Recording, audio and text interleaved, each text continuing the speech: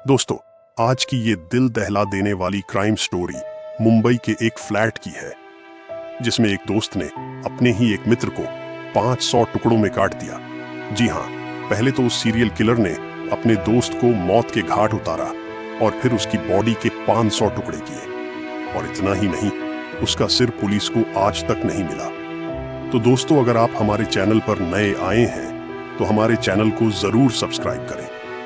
तो चलो इस खूनी खेल को शुरू करते हैं। मुंबई के विरार इलाके में ग्लोबल सिटी है और यहीं पर पैराडाइज सोसाइटी के फ्लैट बने हुए हैं, जिनमें सैकड़ों लोग रहते हैं। ये बात है 20 जनवरी 2019 को इस सोसाइटी में रहने वाले लोगों को जब किसी चीज के सड़ने की तेज बदबू आई। वैसे तो ये बदबू पिछले 2 दिनों से महसूस हो रही थी, लेकिन उस दिन बदबू असहनीय हो गई थी।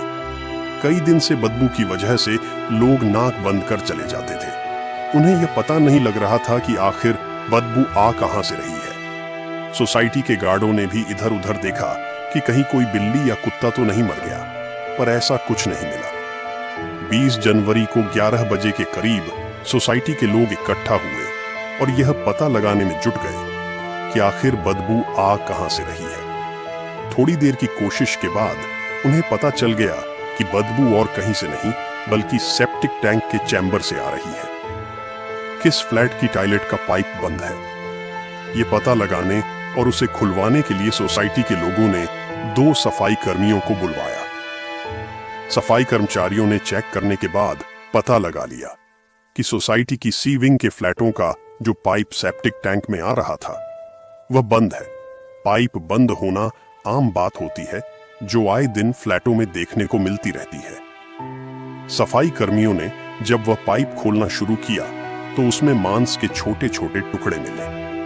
पाइप में मांस के टुकड़े फंसे हुए थे, जिनकी बदबू वहां फैल रही थी। सोसाइटी के लोगों को यह बात समझ नहीं आ रही थी कि किसी ने मांस डस्टबिन में फेंकने के बजाय पाइप में क्यों डाला।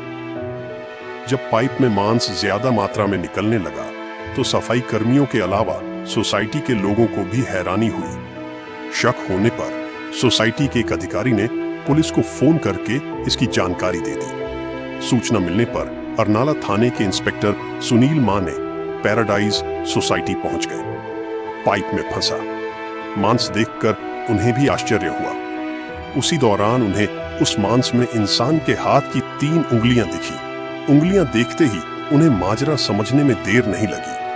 वह समझ गए कि किसी ने कत्ल करके लाश के छोटे छोटे टुकड़े करके इस तरह ठिकाने लगाने की कोशिश की है। जल्दी ही यह बात पूरी सोसाइटी में फैल गई। मामला सनसनीखेज था, इसलिए इंस्पेक्टर माने ने फोन द्वारा इस मर्डर की सूचना पालघर के एसपी गौरव सिंह और डीवाईएसपी जयंत बजबले के अलावा अपने थाने के सीनियर इंस्पेक्टर घनश्याम आढाव को दे दी।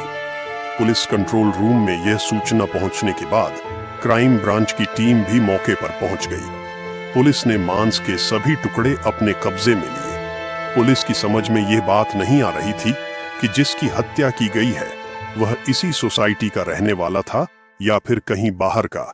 जिस पाइप में मांस के टुकड़े फंसे मिले थे वह पाइप सी विंग के फ्लैटों का था। इससे यह बात तो साफ हो गई थी कि कत्ल इस विंग के ही किसी फ्लैट में किया गया है। सी विंग में 7 फ्लैट थे।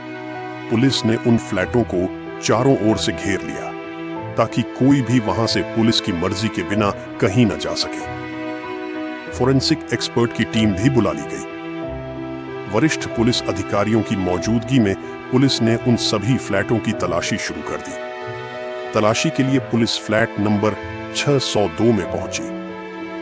वह फ्लैट बाहर से बंद था। लोगों ने बताया कि वैसे तो इस फ्लैट की मालिक पूनम टपरिया है, लेकिन कुछ दिनों पहले उन्होंने यह फ्लैट किशन शर्मा उर्फ पिंटू नाम के एक आदमी को किराए पर दिया था। किशन शर्मा उस समय वहां नहीं था, इसलिए सोसाइटी के लोगों की मौजूदगी में पुलिस ने उस फ्लैट का ताला तोड़कर तलाशी ली तो वहां इंसान की कुछ हड्डियां मिली। इससे इस बात की पुष्टि हो गई कि कत्ल इसी फ्लैट में किया गया था। कत्ल किसका किया गया था, यह जानकारी किशन शर्मा से पूछताछ के बाद ही मिल सकती थी।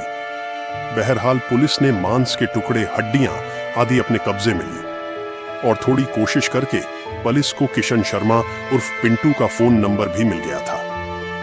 किशन शर्मा उर्फ पिंटू कहीं फरार न हो जाए, इसलिए पुलिस ने बड़े रेलवे स्टेशनों, बस अड्डे व एयरपोर्ट पर भी पुलिस टीमें भेज दी। इसके अलावा सीनियर पुलिस इंस्पेक्टर घनश्याम आढ़ाव ने किशन शर्मा का मोबाइल नंबर मिलाया।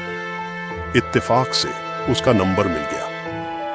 उन्होंने अपनी पहचान छिपाते हुए किसी बहाने से उसे एक जगह मिलने के लिए बुलाया। किशन शर्मा उर्फ पिंटू ने आने के लिए हां कर दी तो वहां पुलिस टीम भेज दी गई। जब किशन शर्मा वहां आया तो सादा कपड़ों में मौजूद पुलिस कर्मियों ने उसे दबोच लिया। 40 वर्षीय किशन शर्मा को हिरासत में लेकर पुलिस थाने ले गई। एसपी गौरव सिंह की मौजूदगी में जब किशन शर्मा उर्फ पिंटू से उसके फ्लैट नंबर 602 में मिली हड्डियों और मांस के बारे में पूछताछ की गई तो थोड़ी सी सख्ती के बाद उसने स्वीकार कर लिया कि उसने अपने 58 वर्षीय लंगोटिया यार गणेश विट्ठल कोलटकर की हत्या की थी। पुलिस ने मृतक के शरीर के अन्य हिस्सों के बारे में पूछा तो किशन ने बताया कि उसने गणेश की लाश के करीब 500 टुकड़े किए थे। कुछ टुकड़े टॉयलेट में फ्लश कर दिए और कुछ टुकड़े ट्रेन से सफर के दौरान फेंक दिए थे। किशन शर्मा के अनुसार उसने सिर तथा हड्डियां भाईंदर की नदी में फेंकी थी। गणेश विट्ठल किशन शर्मा का घनिष्ठ दोस्त था, तो आखिर ऐसा क्या हुआ कि दोनों के बीच दुश्मनी हो गई। दुश्मनी भी ऐसी कि किशन शर्मा ने उसकी हत्या कर लाश का कीमा बना डाला। इस बारे में पुलिस ने किशन शर्मा से पूछताछ की तो इस हत्याकांड से दिल दहला देने वाली कहानी सामने आई। किशन शर्मा मुंबई के सांता क्रूज इलाके की राजपूत चाल के कमरा नंबर 4 बाय 13 में अपनी पत्नी और 2 बच्चों के साथ रहता था। उसने मुंबई विश्वविद्यालय से मानव शरीर रचना एवं क्रिया विज्ञान में सर्टिफिकेट कोर्स किया था, लेकिन अपने कोर्स के मुताबिक उसकी कहीं नौकरी नहीं लगी तो वह शेयर मार्केट में काम करने लगा। करीब 8 महीने पहले उसकी मुलाकात ठाणे जिले के मीरा रोड की आविष्कार सोसाइटी में रहने वाले गणेश विट्ठल कोलटकर से हुई, जो बाद में गहरी दोस्ती में तब्दील हो गई थी। गणेश की अपनी छोटी सी प्रिंटिंग प्रेस थी। एक दिन गणेश ने किशन शर्मा से कहा कि अगर वह प्रिंटिंग प्रेस के काम में 1 लाख रुपए लगा दे तो पार्टनरशिप में प्रिंटिंग प्रेस का धंधा किया जा सकता है। किशन इस बात पर राजी हो गया और उसने 1 लाख रुपए अपने दोस्त गणेश को दे दिए। इसके बाद दोनों दोस्त मिलकर धंधा करने लगे। किशन मार्केट का काम देखता था। कुछ दिनों तक तो दोनों की साझेदारी ईमानदारी से चलती रही, पर जल्द ही गणेश के मन में लालच आ गया। वह हिसाब में हेराफेरी करने लगा। किशन को इस बात का आभास हुआ तो उसने साझेदारी में काम करने से मना करते हुए गणेश से अपने 1 लाख रुपए वापस मांगे। काफी कहने के बाद गणेश ने उसके 40,000 रुपए तो वापस दे दिए, लेकिन 7,000 रुपए लौटाने का नाम नहीं ले रहा था। किशन जब भी बाकी पैसे मांगता तो वह कोई ना कोई बहाना बना देता था। वह उसे लगातार टालता रहा। इसी दौरान किशन को सूचना मिली कि गणेश 56 साल की उम्र में शादी करने वाला है। इस बारे में किशन ने उससे बात की तो गणेश ने साफ कह दिया कि अभी उसके पास पैसे नहीं हैं, पहले वह शादी करेगा, इसके बाद पैसों की व्यवस्था हो जाएगी तो दे देगा। गणेश की यह बात किशन को बहुत बुरी लगी। वह समझ गया कि गणेश के पास पैसे तो हैं, लेकिन वह देना नहीं चाहता। लिहाजा उसने दोस्त को सबक सिखाने की ठान ली।